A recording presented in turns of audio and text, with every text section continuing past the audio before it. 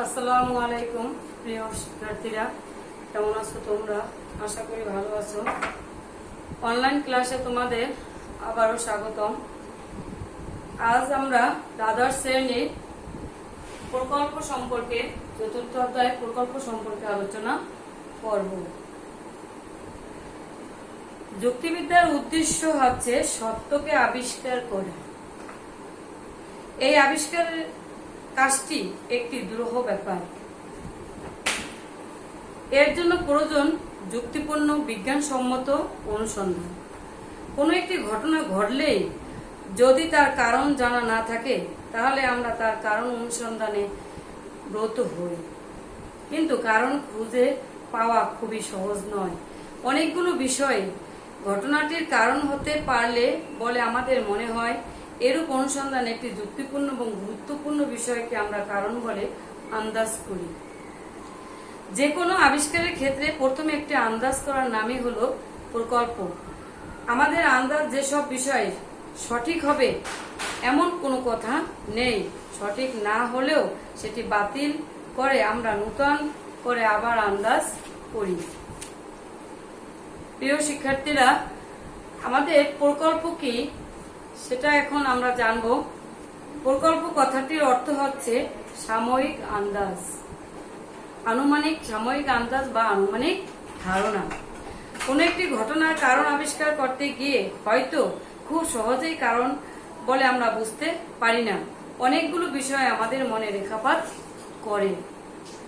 পরিস্থিতির পূর্বপর অবস্থার বিবেচনা করে একটি সম্ভাবনাপূর্ণ বিষয়কে আমরা কারণ বলে ধরে নেই বা আন্দাজ করি। এইরূপ ক্ষেত্রে আমাদের সাময়িক আন্দাজকেই আমরা প্রকল্প বলি। যুক্তিবিদ মিল বলেন, কোন প্রকৃত প্রমাণ ছাড়া অপ্রতুল প্রমাণের উপর ভিত্তি করে আমরা যে আনুমানিক ধারণা করি তাই হলো প্রকল্প। যুক্তিবিদ কপি বলেন, প্রকল্প হলো ব্যাখ্যাদানের একটি প্রচেষ্টা। কোনো ঘটনাকে বৈজ্ঞানিকভাবে ব্যাখ্যা দেওয়ার জন্য যে প্রাথমিক আনুমানিক ধারণা করা হয় তাই হলো প্রকল্প।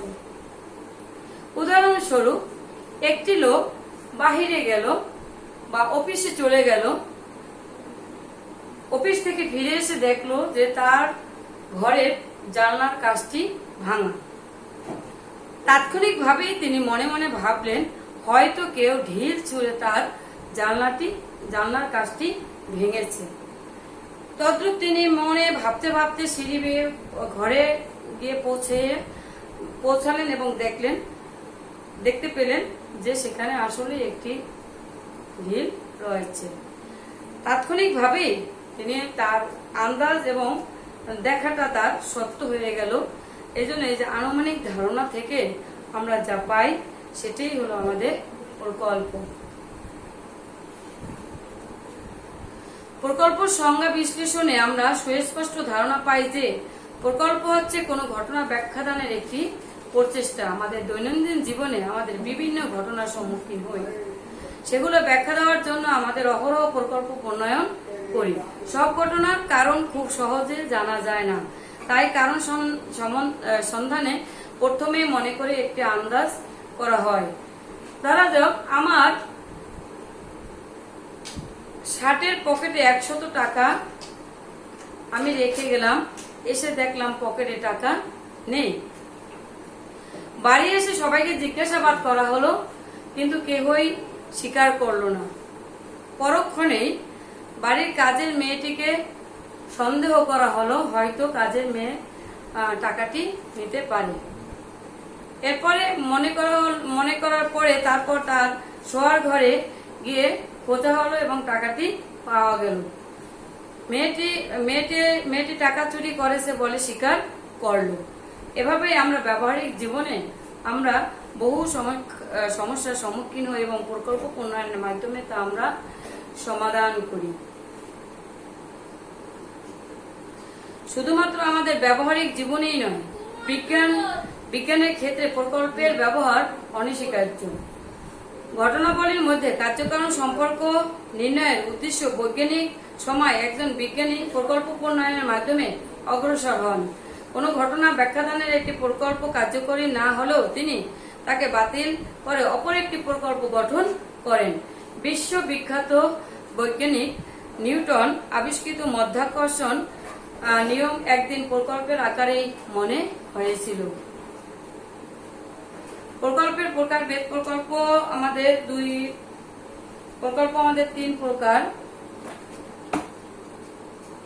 খেয়াল করো তোমরা। 1 নম্বরে নিয়ম সংক্রান্ত প্রকল্প,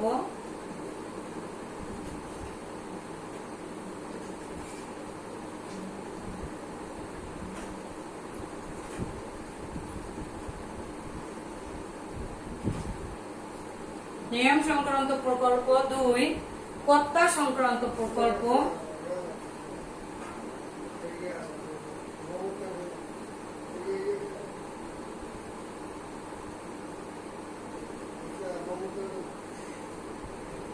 3 বস্তু বিনাশ সংক্রান্ত প্রকল্প।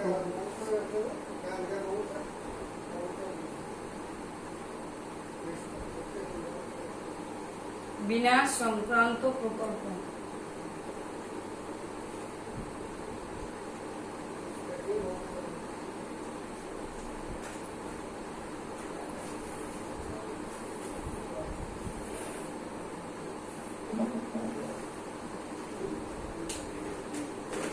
আমাদের প্রকল্প 3 প্রকার। এই প্রশ্নগুলো তোমাদের দেখা যায় যে বহু নির্বাচনী প্রশ্নে তোমাদের আসতে পারে, এগুলো একটু মনে রাখবা। প্রকল্পের স্তর হলো 4টি: নিরীক্ষণ, আনুমানিক ধারণা, সিদ্ধান্ত অনুমান এবং পরীক্ষণমূলক সমর্থন। এই 4টি হলো আমাদের স্তর। আমরা এখন যে বিষয়টি গুরুত্বপূর্ণ সেই বিষয়টি নিয়ে আমরা আলোচনা করব প্রকল্পের মধ্যে, সেটি হলো বৈধ প্রকল্পের শর্ত।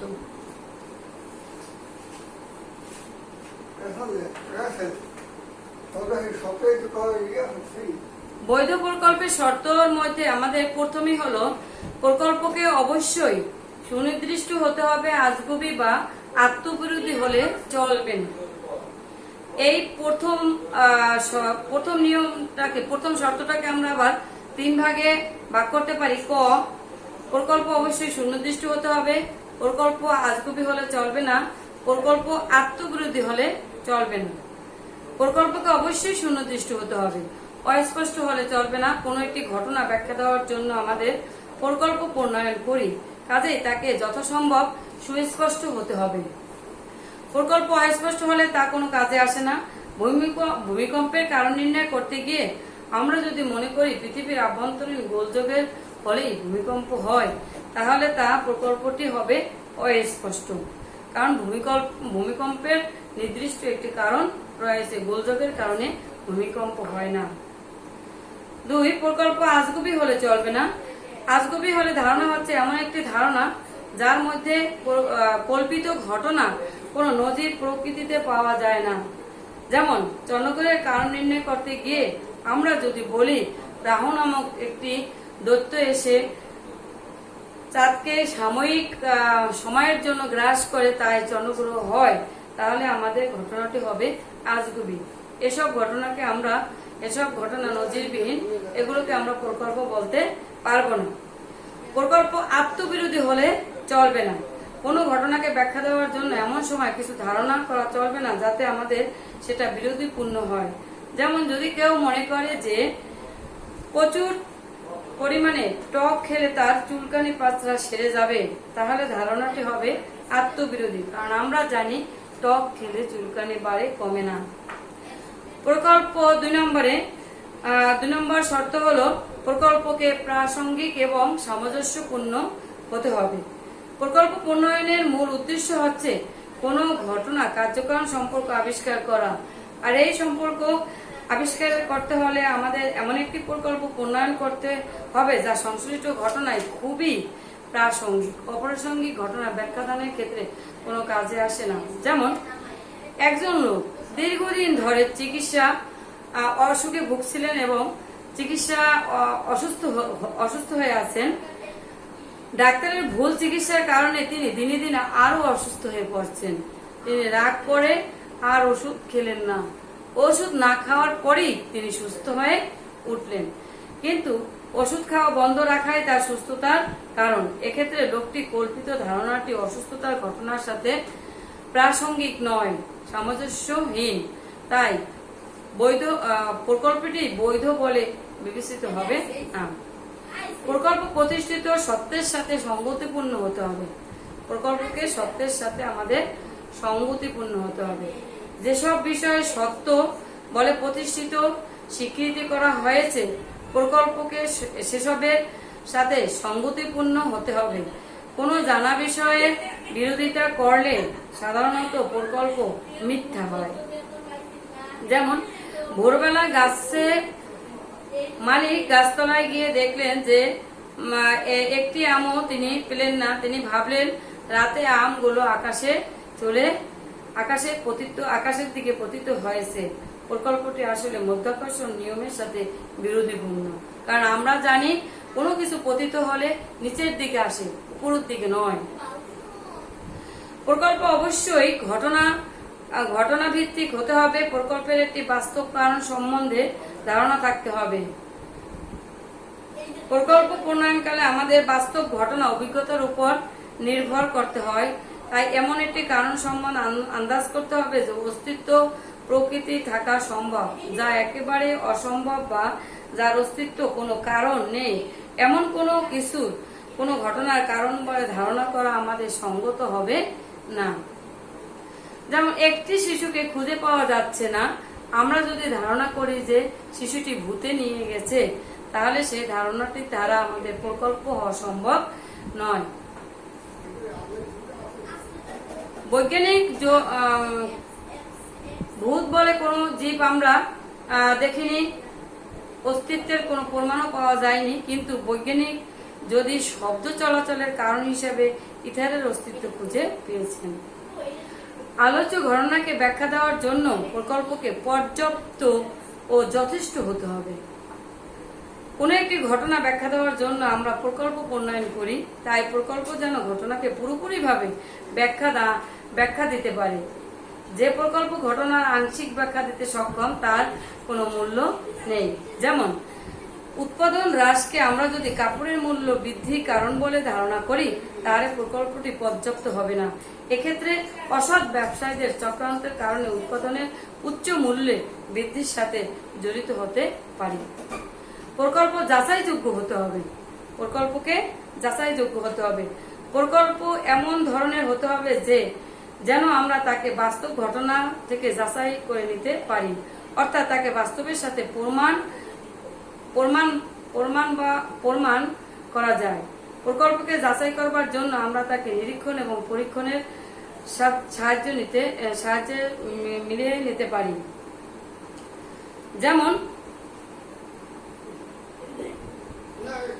একটি মেয়ের বিকারগ্রস্ত হয়ে অস্বাভাবিক আচরণ করছে, এর কারণ হিসেবে যদি আমরা ধারণা করি যে মেয়েটির উপর জিনের আশ্রয় এসেছে, তাহলে কিন্তু আমাদের ভুল হবে। ঘটনাটির কারণ হিসেবে ডাক্তার যদি ধারণা করেন যে মেয়েটি জলাতঙ্ক রোগ হয়েছে, এই ধারণাটি পরীক্ষা করে পাওয়া যায়, তাহলে পূর্বের ধারণাটি আমাদের ভুল হবে। এইসব ধারণা দ্বারা আমাদের প্রকল্প নির্ণয় করা যায় না। এগুলো ছিল তোমাদের প্রকল্পের শর্ত। আমাদের প্রকল্পে কিছু প্রমাণও রয়েছে। পরীক্ষায় অনেক সময় যেবার তোমাদের পরীক্ষায় শর্ত আসে, তারপরে বা প্রমাণ আসে, এভাবে আসে।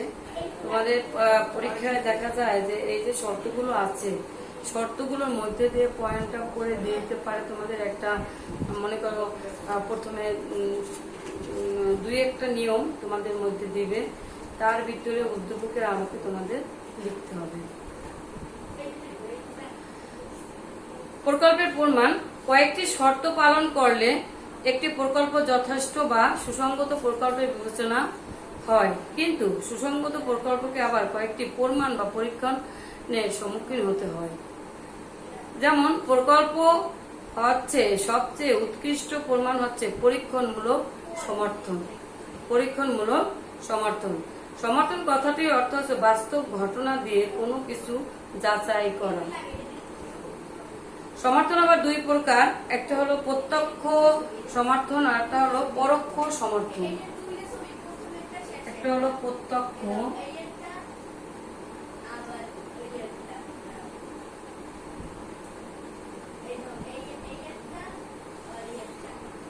পরোক্ষ।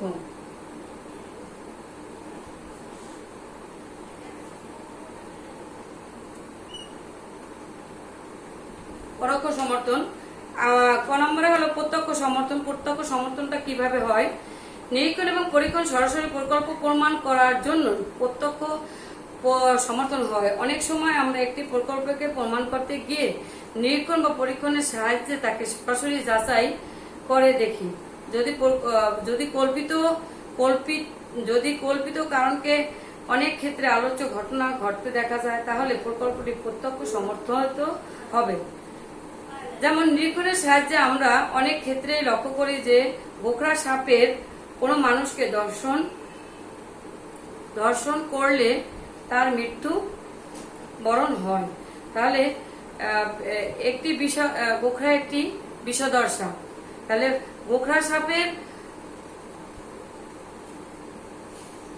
গোখরা সাপই হলো তার মৃত্যুর কারণ। পরোক্ষ সমর্থন অবরোহ পদ্ধতি ও ঘটনা সংকল্পের সাহায্যে কোনো প্রকল্প প্রমাণ করাকে পরোক্ষ সমর্থন বলে।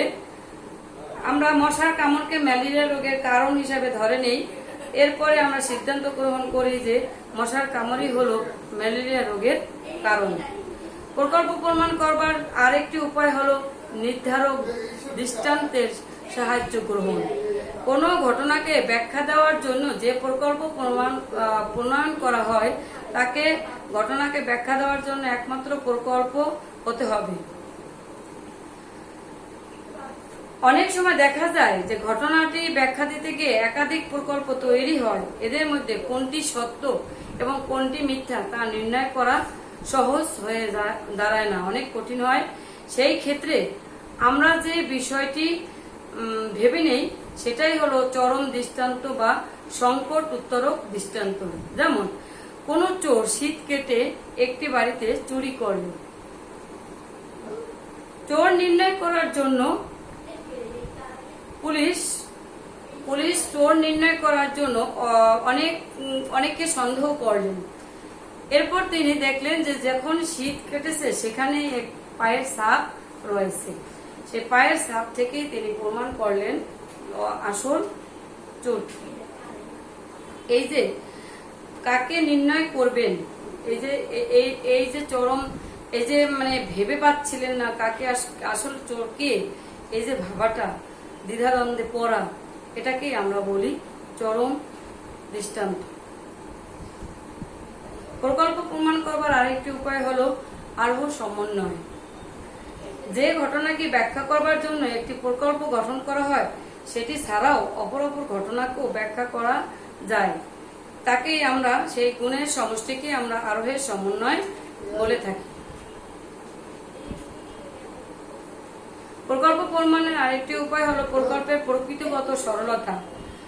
কোন যুক্তিবিদদের মতে প্রকল্প প্রমাণের অন্যতম উপায় হলো প্রকৃতির সরলতা।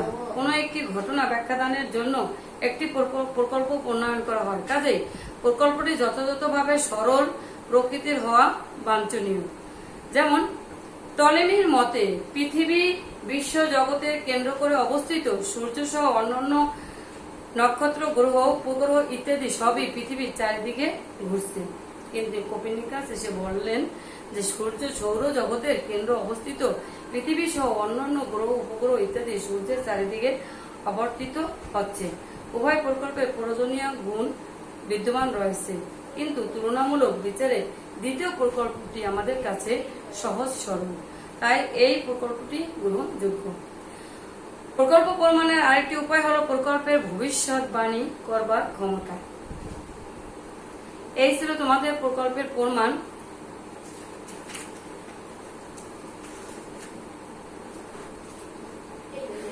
এরপরে আমরা আসবো আমাদের প্রকল্পে, আমাদের দৈনন্দিন জীবনে যে প্রকল্পের প্রয়োজনীয়তা রয়েছে সে প্রয়োজনীয়তা সম্পর্কে আমরা আলোচনা করব।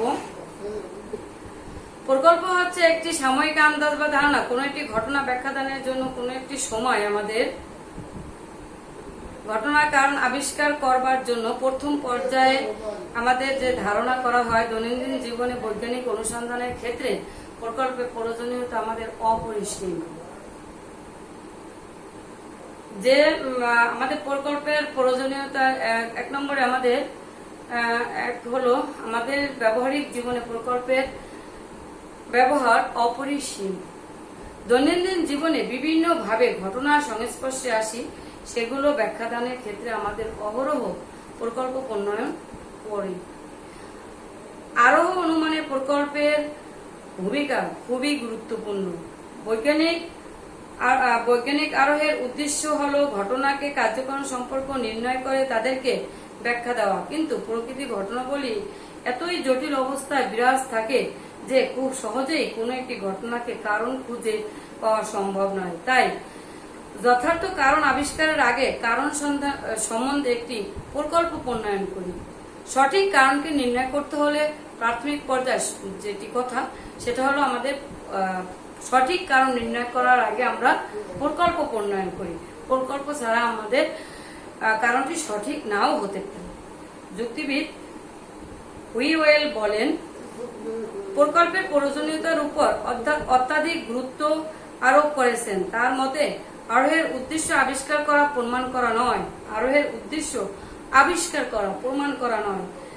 তাই আমাদের ক্ষেত্রে প্রকল্প প্রণয়নের মাধ্যমে অগ্রসর হয়। তিনি মনে করেন যে একটি সুসংগত প্রকল্প এবং একটি আরোহ সমপর্যায় ভুক্ত। প্রকল্প অনুসন্ধানের পথ সুগম করে। প্রকল্প ছাড়া বৈজ্ঞানিক গবেষণা করা সম্ভব নয়। ঘটনাবলী কার্যক্রম সম্পর্ক নির্ণয়ের উদ্দেশ্যে বৈজ্ঞানিক গবেষণা চালাতে গিয়ে একজন বিজ্ঞানী প্রকল্প প্রণয়নের মাধ্যমে অগ্রসর হন। প্রকল্প নিরীক্ষণ এবং পরীক্ষণ পথকে প্রশস্ত করে। প্রকল্প নিরীক্ষণ এবং পরীক্ষণকে নিয়ন্ত্রণ করে। ঘটনাবলীর মধ্যে কার্যক্রম সম্পর্ক নির্ণয়ের জন্য প্রকল্প গবেষণার কোনো বিষয়ে নিরীক্ষণ করা প্রয়োজন অথবা পরীক্ষণ করা প্রয়োজন তা প্রকল্পের মাধ্যমে নির্ধারিত হয়।